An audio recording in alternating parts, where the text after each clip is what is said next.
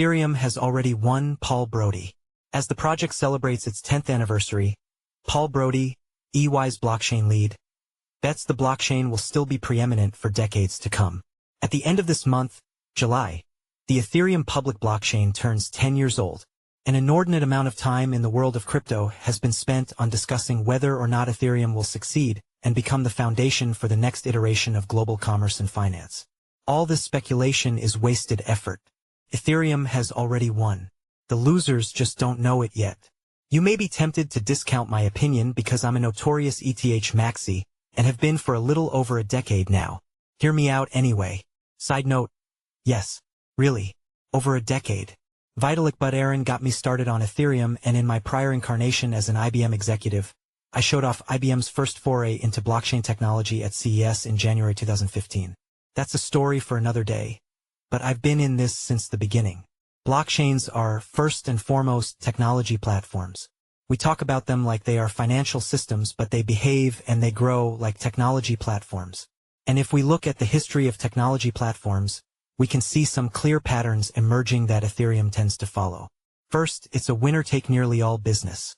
IBM has 100% of the mainframe software business. Windows has 90% of desktops. Android covers about 90% of all smartphones. TCP/IP is about 99.9% of all network traffic. This pattern repeats itself because computing platforms have two factors going in favor of a winner-take-all business model. First, zero marginal cost from adding users. Each additional user costs nearly nothing, so networks can add new users for free. Second, network effects mean that more users make networks more valuable and, as a result, it's extremely hard but not impossible for laggards to catch up with the leaders.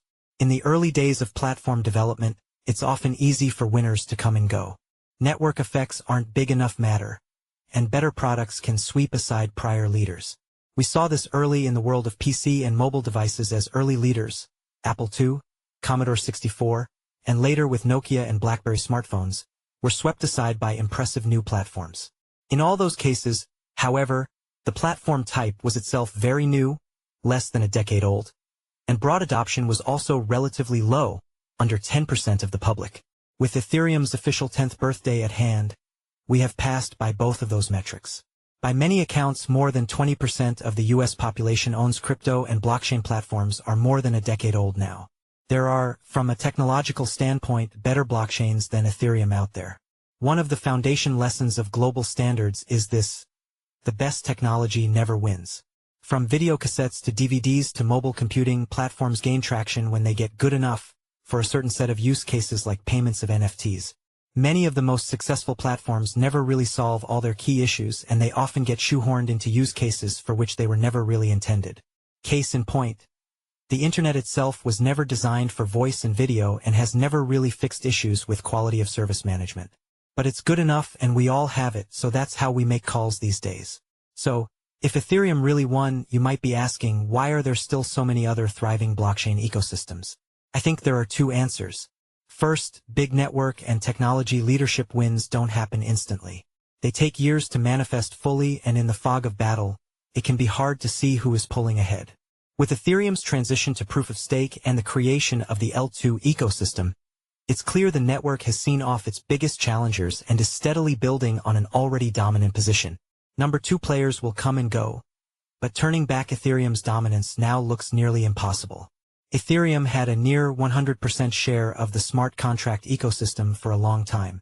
As other chains came online, Ethereum's share of key measures like the DeFi ecosystem fell significantly, bottoming out at around 50% in 2023. Since then, it has stabilized and started to rise again, fueled by the success of the L2 ecosystem. No other single ecosystem has even a 10% share of the total market. This isn't an unusual pattern. Microsoft Windows became the largest desktop computing platform in 1984 after a fierce fight in a crowded market. At that time, it still faced intense competition from Commodore, Atari, Apple, and others. Next, Commodore, Atari, and the Apple II continued to be sold well into the 1990s. BlackBerry sales actually kept rising for the first 2 years the iPhone was available. Only the Mac survived the long-term PC competition. In the mainframe business, the exit path was even longer. IBM came to dominate the mainframe business after the release of the System/360 in 1964. Unisys, IBM's last global competitor created by the merger of Burroughs and Sperry, of Univac fame, manufactured their last proprietary hardware mainframe in 2015. Secondly, the structure of the blockchain ecosystem itself will further extend the shelf life of those networks that failed to gain traction. Most of these are run by foundations, not corporations. As such, there are no shareholders who can demand a return on their capital. Consequently, there's no real exit pressure on chains that haven't succeeded.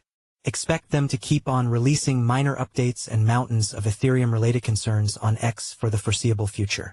If there is one final lesson we should take from the world of technology standards, it is this: once locked in place, it is astonishingly difficult and exceedingly rare for the leaders to lose their top spot. Windows has been the winner on the desktop since 1984. IBM has won the data center since 1964. I'm willing to bet that Ethereum will still be the world's preeminent blockchain ecosystem in 50 years. Disclaimer: these are the personal views of the author and do not represent the views of EY. Paul Brody is global blockchain leader for EY, Ernst & Young. Under his leadership, EY has established a global presence in the blockchain space with a particular focus on public blockchains, assurance, and business application development in the Ethereum ecosystem.